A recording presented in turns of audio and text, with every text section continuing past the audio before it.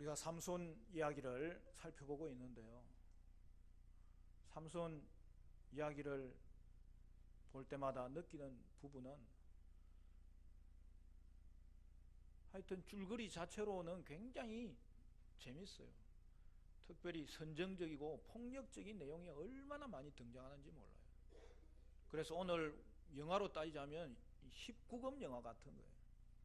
거기다가 그 모든 일들이 영적으로 타락하고 악행하고 불경건한 사건들과 연결되어 있는 것을 볼 수 있어요. 결국 영적 19금에 해당되는 내용이 가득 차 있습니다. 그러면 우리는 삼손의 모습을 오늘 본문을 통해서도 보노라면 우리가 가졌던 그 기대가 무너지고 그로 인하여 씁쓸하고 당황하고 괴로움을 느끼지 않을 수가 없어요. 그러나 우리는 오늘 이 삼손 이야기를 우리의 눈으로 또렷하게 살펴보아야 되는 것입니다. 왜 그렇습니까? 우리는 오늘 삼손 이야기를 통해서 삼손의 타락한 모습을 확인하고 그 시대의 타락한 모습을 확인하고 그로 말미암아 오늘 우리 시대의 특징이 무엇인지를 분별할 수 있어야 되기 때문입니다. 오늘 본문에는 삼손이 블레셋을 공격한 그 첫 번째 사건이 기록되어 있습니다. 그러나 우리가 여기서 확인하는 것은 하나님께서 삼손을 특별하게 태어나기 전부터 그는 사사로 지명되었고 태어나면서부터 사사로 그렇게 준비되어서 세웠던 사사임에도 불구하고 나실인 사사임에도 불구하고 그는 그가 지켜야 될 나실인 규례를 철저하게 외면하고 무시하고 어기는 것을 볼 수 있습니다. 5절부터 나오는 말씀에 이렇게 시작하지요. 삼손이 그의 부모와 함께 딥나에 내려가 딥나의 포도원에 이른적 젊은 사자가 그를 보고 소리 지르는지라. 여호와의 영이 삼손에게 강하게 임하니 그가 손에 아무것도 없이 그 사자를 염소 새끼를 찢는 것 같이 찢었으나 그는 자기가 행한 일을 부모에게 알리지 아니하였더라. 그가 내려가서 그 여자와 말하니 그 여자가 삼손의 눈에 들었더라. 여러분 여기 보면 삼손이 블레셋 여인과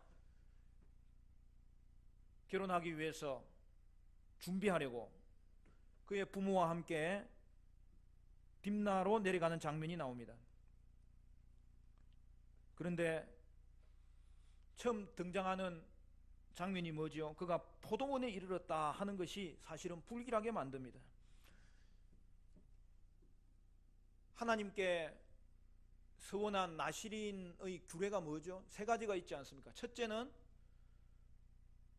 포도주와 독주를 피해야 되고 포도나무에서 나타나는 그 소산들 포도나 금포도나 그 씨까지 먹어서는 안 되는 것이죠. 둘째는 시체에 접근함으로 부정케 되는 일을 하지 않아야 되는 것이죠. 세 번째는 머리에 삭도를 대지 않는 것입니다.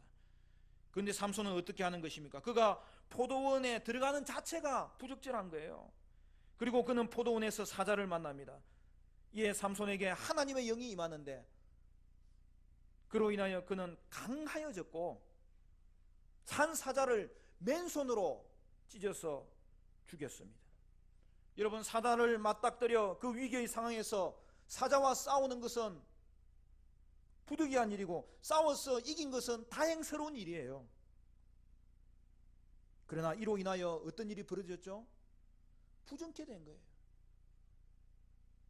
그러므로 삼손은 그 길로 제사장에게 가서 정결의식을 행해야 했습니다. 그러나 어떻게 하죠? 그는 가던 길을 계속 갔고 이 일을 부모에게도 알리지 않았다. 성경은 그렇게 말씀합니다. 여러분 이것은 삼손이 자기 스스로도 자기의 행동이 부적절함을 알고 있었다는 것이죠. 이제 그 다음 장면이 나옵니다. 그는 이제 결혼식 연회를 베푸는 장면이죠.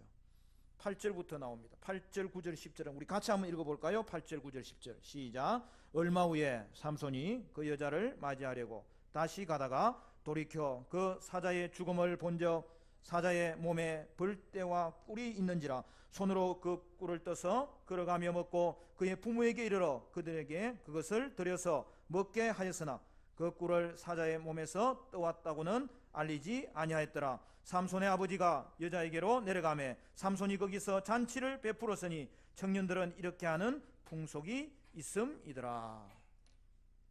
이런 본문을 보면 이제 결혼하러 딥나로 내려가는데 삼손이 길을 가다가 돌이켜 사자의 죽음을 보았다고 되어 있습니다. 그 말이 무슨 말이에요? 삼손은 길을 가다가 사자 죽인 일이 생각나서 의도적으로 사자의 죽음을 찾아서 갔다는 말이죠.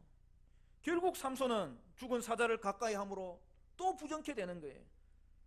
다시 나시린의 사사를 통하여서 세운 그 규례를 어겨버립니다. 그런데 여기서 더 나아갑니다. 그는 가까이 가보니까 사자의 몸에 벌떼와 꿀이 가득한 것을 보았고 그로 인하여 그는 꿀을 먹기 위해 결국 사자에게 손을 댄 것이죠. 여러분, 달콤한 꿀에 정신이 팔려서 그는 나시린 규례를 철저하게 어기는 것을 볼 수 있습니다. 그리고 그 꿀을 가져다가 누구에게 주죠? 부모에게 줍니다. 결국 그의 부모까지 부정케 만들어버립니다. 그리고 이어지는 장면이 결혼식과 일주일간의 잔치가 벌어지는 것이죠. 여러분, 잔치에는 빼놓을 수 없는 게 하나 있어요. 그게 뭐죠? 술입니다. 포도주입니다. 당시 이스라엘의 풍속에는 더욱더 그것이 필요했던 거죠. 원래 히브리 말로 잔치라는 말과 술이라는 말이 그 어원이 같아요. 결국 삼손은 자신이 나시린이라는 이 신분을 아무런 상관없이 행하는 자로서 포도원에 들어갔고 사자의 시체를 가까이 하고 부정한 꿀을 먹었고 그리고 자신이 친히 잔치를 열어서 술을 즐기고 술에 빠져 있는 그러한 모습을 봅니다. 우리는 여기서 더 이상 삼손은 나시린 사사로서의 자신의 신분을 신경 쓰지 않고 살아가는 타락한 모습을 확인하는 것입니다. 사랑하는 성도 여러분, 오늘 우리도 그렇지 않습니까? 달콤한 꿀의 유혹에 빠짐으로 말미암아 성도의 신분을 망각하고 세상에 빠질 때가 많고 세상을 따라갈 때가 없는지 우리는 우리 자신도 돌아봐야 되는 것이죠. 삼손은 잔치의 분위기가 무르익을 즈음에 잔치에 참석한 신부의 들러리들에게 수수께끼를 냅니다. 그리고 거기에 내기를 겁니다. 그런데 내기의 규모를 보니까 도박에 가깝습니다. 잔치가 열리는 7일 기간에 수수께끼를 맞추면 배옷 30벌과 겉옷 30벌을 서로 주기로 한 것입니다. 수수께끼의 내용이 뭐죠? 14절에 나와 있습니다. 14절에 삼손이 그들에게 이르되 먹는 자에게서 먹는 것이 나오고 강한 자에게서 단 것이 나왔느니라 하니라. 그들이 사흘이 되도록 수수께끼를 풀지 못하였더라. 우리는 이 수수께끼의 내용이 뭔지를 이미 알고 있습니다.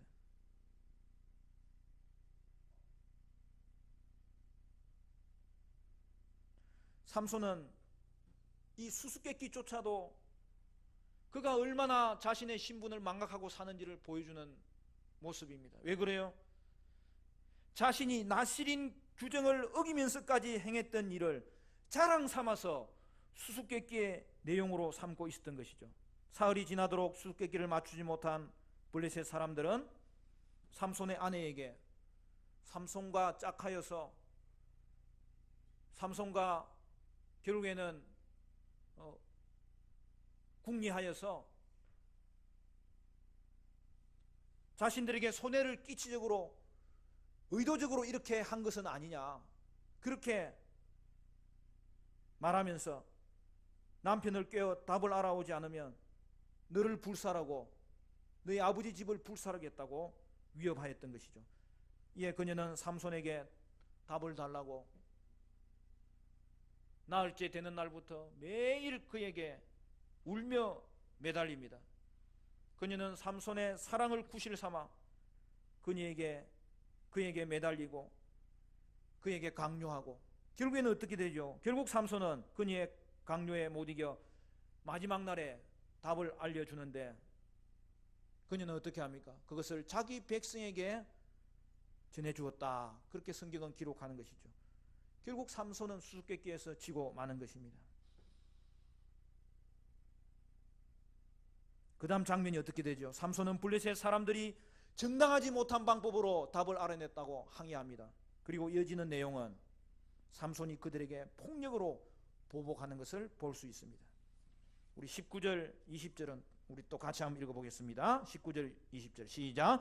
여호와의 영이 삼손에게 갑자기 임하시매 삼손이 아스글론에 내려가서 그곳 사람 30명을 쳐 죽이고 노략하여 수수께끼 분자들에게 옷을 주고 심히 노하여 그의 아버지의 집으로 올라갔고, 삼손의 아내는 삼손의 친구였던 그의 친구에게 준 바 되었더라. 여호와의 영이 삼손에게 갑자기 임합니다. 이 말은 강력하게 임했다는 뜻이에요. 삼손은 여호와의 영을 힘입어서 블레셋의 아스글론 지방에 들어가서 거기서 사람들을 30명 죽이고 노략물을 블레셋 사람들에게 던져줍니다. 그리고 삼손은 심히 노하여 아버지의 집으로 돌아갔다고 되어 있고, 그의 아내는 다른 사람에게 보내집니다. 여러분, 이것이 바로 삼손이 나실인 사사로 하나님께 부름을 받고 블레셋을 물리친 첫 번째 사건이었던 것이죠. 그런데 우리는 여기서 무엇을 확인합니까? 삼손은 여호와의 영이 임하였을 때 그 힘을 이스라엘의 구원을 위해서 사용한 것이 아니라 자신의 복수를 위해서 사용했다는 사실이죠.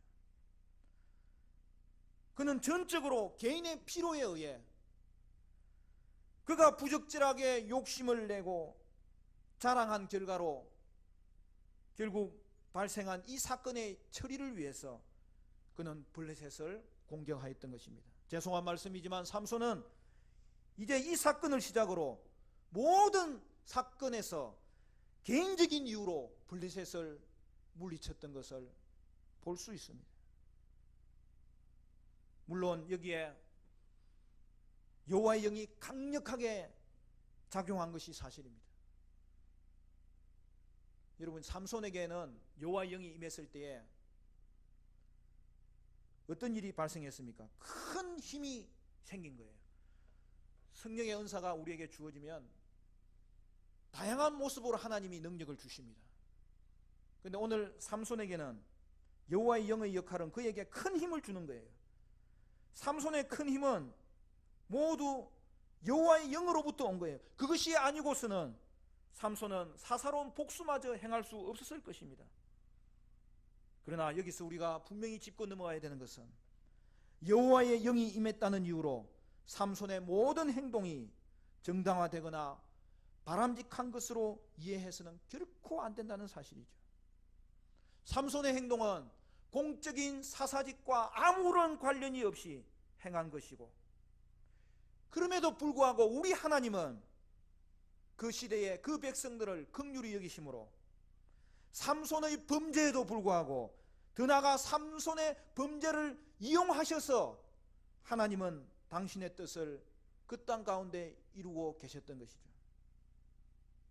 오늘 이것이 우리에게 주는 의미가 무엇입니까?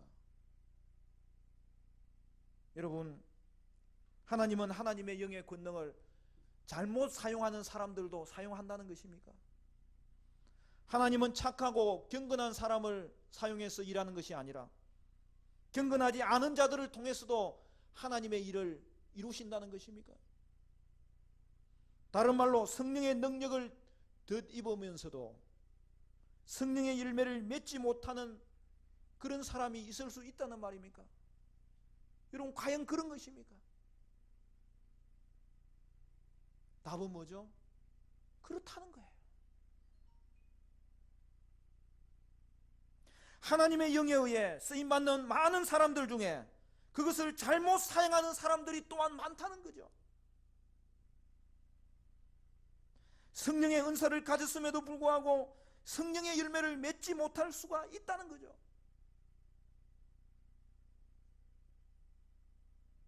저도 이 부분 때문에 한동안 많이 고민했던 적이 있어요. 많이 혼돈스러웠던 적이 있어요. 여러분, 이 부분을 17세기를 영적인 부흥과 하나님의 사람으로 쓰임받았던 청교들에게도 이 고민이 있었던 것 같아요. 제가 청교도의 저작들을 읽어보면서 그들이 이 부분에 대해서 결론을 내리는 부분을 확인했는데요. 그거는 뭐냐 하면 하나님께 쓰임 받고도 버림받는 자들이 있다는 거예요. 여호와의 영이 임했는데 그 여호와의 영을 통하여서 쓰임을 받았는데도 나중에는 결국에는 버림받은 자들이 많다는 거예요.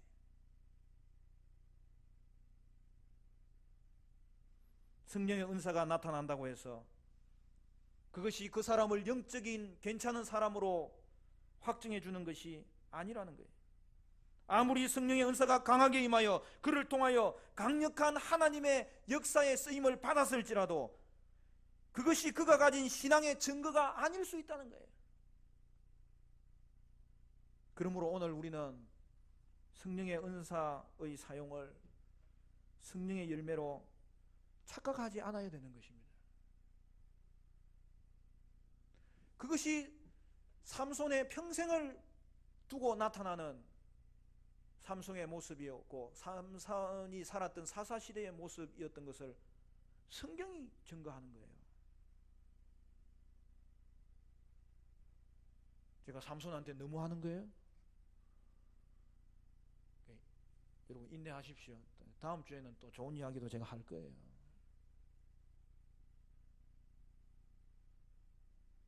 삼손이 평생 가운데 가장 하나님 앞에 귀한 존재, 자신의 자리를 제대로 찾았던 자리는 조금 뒤에 보면 나옵니다. 그것은 삼손의 마지막 삶의 모습도 아니에요. 삼손의 경우 하나님의 성령을 가졌다면 그에게서는 거룩과 인내와 절제가 나타나야 되는 것 아닙니까? 그게 없었다는 거예요. 성경을 자세히 보면 이런 면을 구분하고 있음을 우리는 알아야 됩니다. 전에도 제가 말했지만은 신앙생활은 그 중심이 doing을 위해서, 영어를 해서 사요 죄송합니다만, 뭔가를 하는 것을 통해서 성도의 존재가 인정받는 게 아니에요. being, 성도는 그 존재 자체로 귀한 거예요. 포도나무 비유에서 말하듯이 나의 안에 거하라. 예수 안에 거하는 그것이 예수의 줄기에 접붙임 받은 성도의 가장 우선되는 삶의 모습이어야 되고, 그로 말미암아 그에게는 열매가 맺히고 풍성케 되고 은혜가 끊이지 아니하고 변화되고 그의 삶 가운데 열매가 맺게 되는 것이죠. 성령의 은사는 doing에 관한 기술들이에요. 이는 사람들을 섬기고 돕기 위한 능력입니다. 그래서 우리에게 그것이 필요합니다. 그러나 그것을 다른 목적으로 사용하는 경우가 얼마든지 있을 수 있다는 거예요. 갈라디아서 5장 22절 23절에 보면 성령의 열매에 대해서 말합니다. 성령의 열매는 존재에 대한 거예요. 예수 안에 거할 때에 맺혀지는 열매를 말하는 거예요. 성령의 9가지 열매가 뭐죠? 사랑과 희락과 화평과 오래 참음과 자비와 양선과 충성과 온유와 절제니 이 같은 것을 금지할 법이 없느니라. 사도 바울이 그렇게 능력이 많이 나타나고 은사가 충만했던 고린도 교회를 향하여서 그가 외쳤던 내용이 무엇입니까? 사랑의 은사, 즉 사랑의 열매가 없으면 아무것도 아니니라. 근래에 어떤 목사님을 만났는데 본인이 20년 동안 사역을 하고 이제 마무리를 지으면서 자신의 사역에 열매가 많이 없고 자신의 사역이 많이 커지지 않은 것으로 인하여 하나님께 부끄럽고 사람들에게 미안하다는 생각이 들더라는 거예요. 그러나 여러분은 어떻습니까? 그분이 실패한 겁니까? 성공하지 못한 겁니까? 그분은 실패한 게 아니에요. 사랑하는 성도 여러분, 하나님의 일은 충성하는 것이 성공이고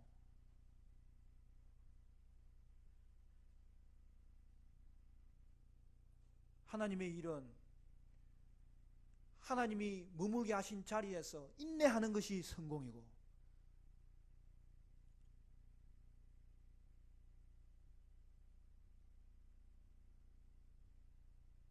하나님께 충성하면 때를 따라 돕는 은혜는 하나님이 주시는 것이고 하나님이 책임져 주시는 거예요. 하나님께 전적으로 충성한 결과가 그것이라면 그는 성령의 열매를 이미 맺은 것입니다. 여러분, 고난 중에서도 흔들리지 아니하고 인내하고 충성할 수 있다면 여러분 그 자체가 능력이고 그것이 열매인 거예요. 그것보다 귀한 능력은 없어요. 고난 중에서도 인내하며 충성하면 하나님이 그의 뜻을 따라 은사도 주시고 능력도 주시고 때가 되면 하나님께서 그를 도구로 사용하셔서 하나님의 영광을 드러나게 하시는 것이죠. 그래서 열매가 무엇입니까? 진정한 열매는 언제나 성령의 열매라는 사실이죠. 고린도전서 4장 1절 말씀에 사람이 마땅히 우리를 그리스도의 일꾼이요 하나님의 비밀을 맡은 자로 여길지어다. 그리고 맡은 자에게 구할 것은 충성이니라. 사랑하는 성도 여러분, 여러분 혹시 주일에 충성하다가 눈에 보이는 열매가 작은 것으로 인하여 낙심하거나 실망하는 거나 절망하는 일이 있습니까? 결코 그렇게 하지 마세요. 맡은 자에게 구할 것은 충성이니라. 하나님의 교회도 자기 역할을 꾸준히 감당하는 그 사람들의 그 기둥 같은 헌신이 결국에는 하나님의 교회를 살리고 하나님의 교회를 열매 맺게 하고 그곳에 부흥이 있게 하고 그곳에 하나님의 영적인 변화를 일으키는 은혜의 마중물이 되는 것을 우리는 언제든지 확인하고 살펴볼 수 있는 거예요.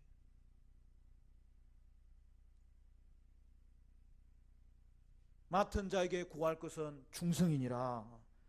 충성하는 것이 이기는 것입니다. 충성하는 것이 성공하는 거예요. 오늘날도 마찬가지. 오늘날 그렇게 놀라운 하나님의 영의 능력을 가지고서 그것을 자신의 유익을 위해서 사용해 버리는 사람이 얼마나 많은지 몰라요. 그러므로 오늘날도 쓰임받고 부림받은 이들이 있음을 우리는 분별할 수 있어야 되는 것입니다. 디모데후서 2장 1절에 내 아들아 그러므로 너는 그리스도 예수 안에 있는 은혜 안에서 강하고, 저는 이 말씀이 너무 좋아요. 예수 안에 있으면 하나님 아버지로부터 이미 받은 은혜가 큰 겁니다. 예수 안에 있으면 이미 여러분은 성공자입니다. 따라서 이제 우리는 은혜 안에서 계속 강해지는 거예요. 은혜 안에서 강해지는 자는 반드시 열매가 있어요. 팀 켈러 목사님이 영적 성장의 원리에 대해서 세 가지를 제시하더라고요. 이것을 같이 나누면서 말씀을 맺겠습니다. 첫째는 성령의 은사와 성령의 열매를 구분할 수 있어야 된다는 것입니다. 성령의 은사를 구하되 그것은 하나님이 주시는 것이므로 오늘 우리는 영적 성장에 힘써야 된다는 것입니다. 성령의 은사를 주시면 하늘의 것이 우리 가운데 있다는 것을 알게 되었으므로 그때부터는 영적 은사에 더욱 힘써야 되는 것입니다. 두 번째로는 하나님께 기도하는 것입니다. 세 번째로는 우리가 삼손의 삶의 특징을 보면 그는 언제든지 혼자 활동하는 걸 볼 수 있어요. 오늘 우리에게 필요한 것은 성도와의 교제를 통하여서 사랑 주고 사랑받고 세워주고 세움받고 위로주고 위로받는 성도가 서로 세우는 이 은혜를 우리는 누릴 때에 내면의 성장과 외적인 그러한 사역이 통합되는 것을 우리는 확인할 수 있습니다. 오늘도 우리가 주님의 교회에 와서 공동체로 예배드리는 이 자리는 하나님의 은혜가 머무는 자리고, 저와 여러분이 가정교회를 통하여서 공동체로 나누는 그 자리는 하나님이 그곳에 주인 되어서 좌정하시는 자리인 것이죠. 기도도 마찬가지입니다. 여러분의 기도 생활은 어떻습니까? 하나님께 기도하는 것이 영적 성장의 필수적인 이유는 우리의 기도는 자신의 욕망을 채우는 수단이 아니라 우리의 기도는 하나님과의 친밀함이 깊어지는 놀라운 은혜의 자리이기 때문이죠. 그러므로 사랑하는 성도 여러분, 여러분의 기도는 좀 더 따뜻한 기도가 되시기를 바라고, 하나님과의 친밀함이 풍성한 즐거운 기도가 되시기를 바라고, 그리고 꾸준할 수 있는 바로 거기에 우리가 무엇을 향하여 달려가는지가 다 담겨져 있는 거예요. 말씀을 맺겠습니다. 사랑하는 성도 여러분, 여러분은 이미 하나님이 주신 은혜 안에 머물고 있는 영적 성공자로서, 또한 하나님이 새롭게 주실 은혜를 갈망하면서 하나님 의지하는 놀라운 은혜의 심령 되시기를 바라고, 그로 말미암아 맡은 자리에서 충성을 다할 때 그것이 여러분에게 영적 성장을 이루어서 성령으로 열매 맺고 성령으로 능력 얻는 복된 여러분의 삶이 되시기를 간절히 축원합니다.